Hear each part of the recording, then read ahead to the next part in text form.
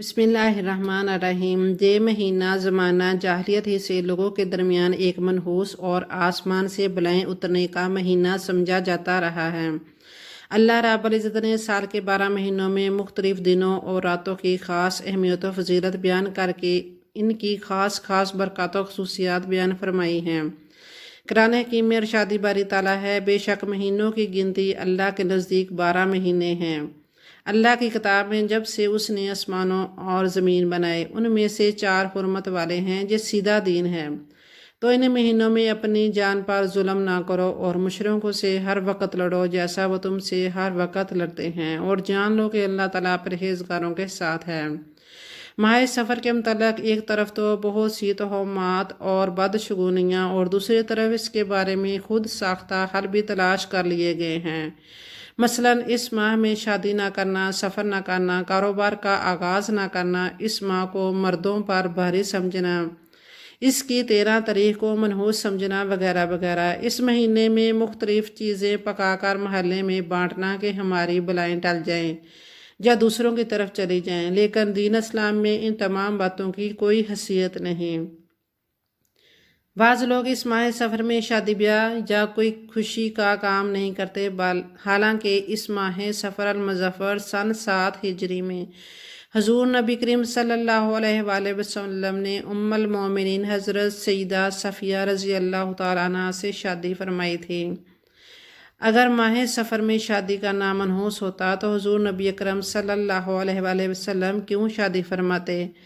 بلکہ ماہ سفر ہی وہ مہینہ ہے جس میں اللہ تعالیٰ نے مسلمانوں پر اپنے رحمتوں کے دروازے کھولے، اور حضور نبی کریم صلی اللہ علیہ وآلہ وسلم اور آپ کے پیارے صحابہ کرام رضوان اللہ تعالیٰ علیہ اجمعین کو فتح خیبر سے نوازا۔ عربی میں نحوست کے لیے لفظ تیرہ استعمال ہوتا ہے جو تیر سے نکلا ہے، جس کے معنی پرندے کے ہیں۔ اہل عرب چونکہ پرندے کے اڑانے سے فال لیتے تھے، اسی لیے طائر بد فالی کے لیے استعمال ہونا لگا، یعنی بد شگن لینا۔ دین اسلام میں کوئی دن، مہینہ، جگہ یا انسان منحوس نہیں، بلکہ دراصل وہ انسان کا اپنا طرز عمل، رویہ، اخلاق اور طریقہ ہوتا ہے جو اس کے لیے مختلف آزمائشوں کا سبب بن جاتا ہے۔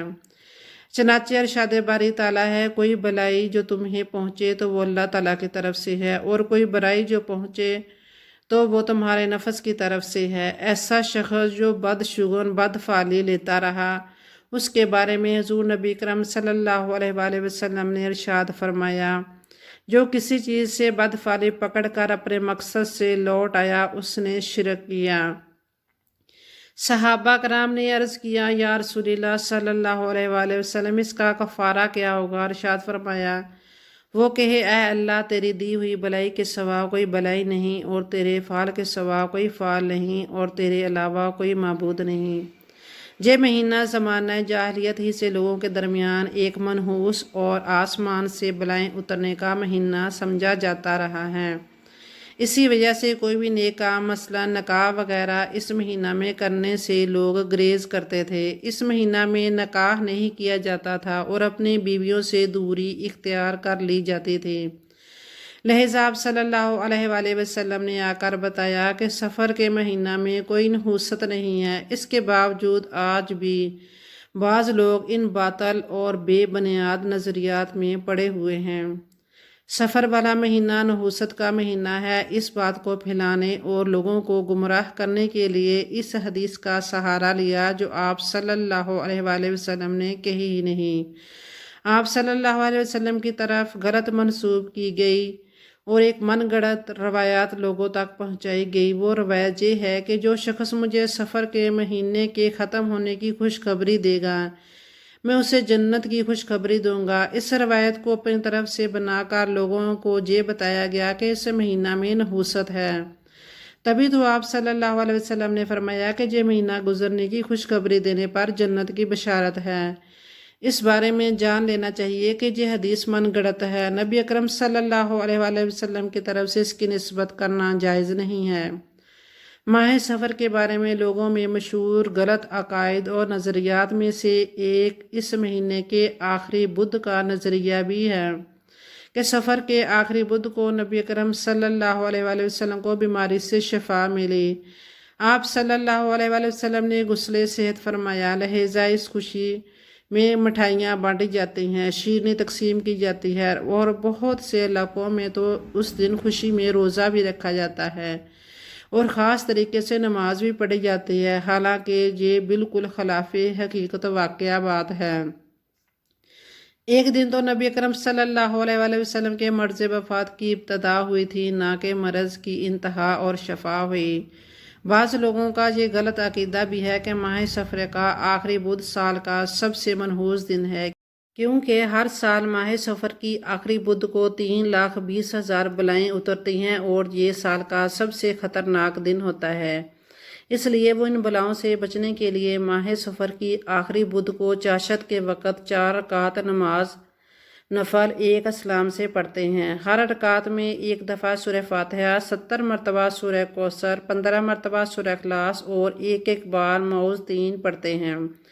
ایسا ہر رکعت میں کرتے ہیں، پھر اسلام پھیرتے ہیں اور اسلام پھیرنے کے بعد واللہ غالب علی امرہ ولکن اکثر الناس لا یعلمون 360 مرتبہ اور درود 3 مرتبہ پڑھ کر سبحان ربک رب العزت عما یصفون وسلام علی المرسلین والحمد للہ رب العالمین پر اپنی دعا ختم کرتے ہیں۔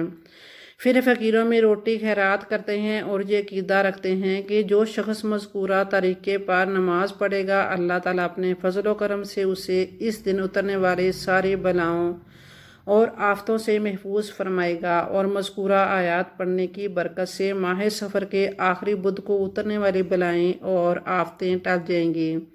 اس قسم کی نماز کا قرآن و حدیث سے کوئی ثبوت نہیں ہے۔ جو قومیں دین فطرت یعنی اسلام سے احراز کرتی ہیں، وہ اسی قدر توہمات اور بدشگونیوں کا شکار ہو جاتی ہیں۔ یہ انسان کو روحانی طور پر اندر سے کمزور کر دیتی ہیں۔ اس کے برعکس اللہ تعالیٰ کی ذات پر کامل و اکمل یقین انسان کو مضبوط اور مستحکم بنا دیتا ہے۔ پھر انسان کسی دن یا مہینے کو منحوس نہیں سمجھتا، بلکہ ہر خیر و شر کا اللہ کی طرف سے ہونے کا یقین رکھتا ہے۔ ہمیں چاہیے کہ اس ماہ میں دیگر مہینوں کی طرح درود شریف کی کثرت کی جائے، 5 نمازوں کے ساتھ ساتھ نوافل کا اہتمام کیا جائے اور تمام بدعات، توہمات اور رسومات سے بچا جائے۔ وسوسہ اور توہمات سے شیطان انسان کو شرک میں مبتلا کے اس کے اعمال ضائع کرواتا ہے۔ یہ توہمات بدشگونیاں انسان کے اندر سے کمزور کر دیتی ہیں۔ اس کے برعکس اللہ تعالیٰ کی ذات پر پختہ ایمان و توکل انسان کو جرأت، بہادری اور اعتماد دیتا ہے، اسے جینے کا ڈنگ سکھاتا ہے۔ چنانچہ ان توہمات اور بدشگونیوں سے دل کو پاک صاف رکھتے ہوئے اللہ تعالیٰ پر توکل کرتے ہوئے اپنا کام جاری رکھنا چاہیے۔ چنانچہ حضرت عبداللہ ابن مسعود رضی اللہ تعالیٰ عنہ سے روایت ہے کہ رسول اکرم صلی اللہ علیہ وآلہ وسلم نے فرمایا، بدشگونی شرک ہے، بدشگونی شرک ہے، بدشگونی شرک ہے، 3 بار ارشاد فرمایا، اور ہم میں سے کوئی ایسا نہیں مگر اسے وہم ہو جاتا ہے، لیکن اللہ تعالیٰ پر توکل کی وجہ سے اسے دور کر دیتا ہے۔ حضرت سیدنا ابو ہریرہ رضی اللہ تعالیٰ عنہ سے روایت ہے کہ حضور نبی اکرم صلی اللہ علیہ وسلم نے ارشاد فرمایا، مرض کا لگ جانا، نحوست اور الو اور سفر کچھ نہیں، اور جزامی سے اس طرح بچو جس طرح شیر سے بچتے ہو۔ سنن ابی داؤد میں حضرت سیدنا ابو ہریرہ رضی اللہ تعالیٰ عنہ سے روایت ہے کہ آپ صلی اللہ علیہ وسلم نے ارشاد فرمایا، کوئی بیماری معتدی نہیں، نہ الو کا نکلنا کچھ ہے، نہ کسی ستارے کی کوئی تاثیر ہے اور نہ سفر کا مہینہ منحوس ہے۔ معلوم ہوا کہ حقیقت یہی ہے کہ اللہ تعالیٰ کے اذن کے بغیر کوئی چیز نفع و نقصان نہیں پہنچا سکتی، اور نہ ہی کوئی جراثیم، نہ ہی کوئی وبا۔ جانی پہلے مریض کو بیماری جہاں سے آئی ہے، جانی اللہ کے اذن سے، باقی لوگوں کو بھی وہیں سے آئے گی۔ البتہ انسان احتیاط کا دامن نہ چھوڑے، کیونکہ تدبیر اختیار کرنے کا حکم بھی اللہ تعالیٰ ہی نے دیا ہے۔ اسباب کو اختیار کرتے ہوئے توکل اور بھروسہ صرف اللہ تعالیٰ ہی پر ہونا چاہیے۔ اسی طرح ستاروں میں اثرات سمجھنا یا ان کو منحوس سمجھنا، اسی طرح تاریخوں کو منحوس سمجھنا، زانچے نکلوانا، یہ سب چیزیں بہمی، خیالی اور باطل ہیں، ان کا حقائق سے کچھ تعلق اور واسطہ نہیں ہے۔ البتہ اچھی چیزوں کو اپنے لیے خوش بختی کی علامت سمجھنے میں کوئی حرج نہیں ہے، جیسا کہ حضرت انس رضی اللہ تعالیٰ عنہ روایت فرماتے ہیں کہ حضور نبی کریم صلی اللہ علیہ وآلہ وسلم نے فرمایا کہ کوئی مرض معتدی نہیں اور نہ بد افعالی کوئی چیز ہے، اور نیک افعال یعنی اچھا کلمہ مجھے پسند ہے۔ حضور نبی کریم صلی اللہ علیہ وسلم نے ارشاد فرمایا، لوگو یاد رکھو بہترین کتاب تمہارے لیے اللہ تعالیٰ کی کتاب یعنی قرآن مجید ہے، اور سب سے بہترین طریقہ تمہارے لیے وہ ہے جو حضور محمد مصطفیٰ صلی اللہ علیہ وآلہ وسلم کا طریقہ ہے، اور بدترین کام وہ ہے جو دین میں نئے نکالے جائیں گے۔ ایسے سب نئے کام بدعت ہیں، اور ہر بدعت گمراہی ہے، اور ہر ایک گمراہی دوزخ میں لے جانے والی ہے۔ اور اسی طرح حضور نبی کریم صلی اللہ علیہ وآلہ وسلم نے رحلت طیبہ سے پہلے اپنی امت کو وصیت فرمائی، میں تمہارے درمیان دو چیزیں چھوڑ کر جا رہا ہوں، جب تک ان پر عمل درآمد کرو گے ہرگز گمراہ نہ ہوگے۔ ایک اللہ کی کتاب قرآن مجید، اور دوسری چیز میری سنت ہے۔ سفر المظفر کی تاریخی حیثیت مسلمہ ہے۔ غزوہ عدوان 2 ہجری، غزوہ بئر مونا 4 ہجری، وفد بنی ازرع کا قبول اسلام 9 ہجری، لشکر اسامہ بن زید کی روانگی 11 ہجری، فتح مدین 16 ہجری، اور دیگر اہم اسلامی اور تاریخی واقعات اور غزوات کے اس ماہ میں پیش آنے کی وجہ سے کوئی بھی اہل بصیرت اس کی تاریخی اہمیت و افادیت کا انکار نہیں کر سکتا۔ البتہ سنت و قرآن کی روح سے اس مہینے کو کوئی خاص فضیلت ثابت ہے، اور نہ ہی اس میں کوئی مخصوص عبادت مسنون اور مشروع ہے۔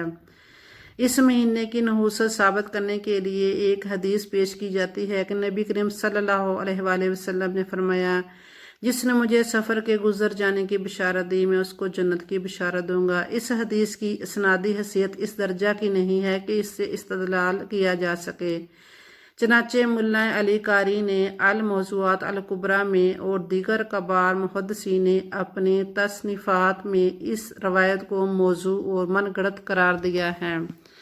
فضائل اور وعیدات کے باب میں باتفاق روایت ضعیف روایت تو قابل قبول ہیں، وہ بھی اس شرط کے ساتھ کہ ضعیف شدید نہ ہو، لیکن اس کے لیے موضوع روایت کا سہارا نہیں لیا جا سکتا۔ ماہ سفر کے ساتھ ایک اور جھوٹے واقعوں کو منسلک کر کے ایک بدعت کا ارتکاب کیا جاتا ہے۔ وہ یہ ہے کہ بہت سے لوگ اس مہینے کے آخری بدھ کو سیر و سیاحت کے لیے تفریحی مقامات پر گھومنے پھرنے کے لیے نکل پڑتے ہیں، اور کہتے ہیں کہ نبی کریم صلی اللہ علیہ وآلہ وسلم اس دن اپنی بیماری سے شفا یاب ہو کر چہل قدمی کے لیے اپنے حجرہ اقدس سے باہر تشریف لائے تھے۔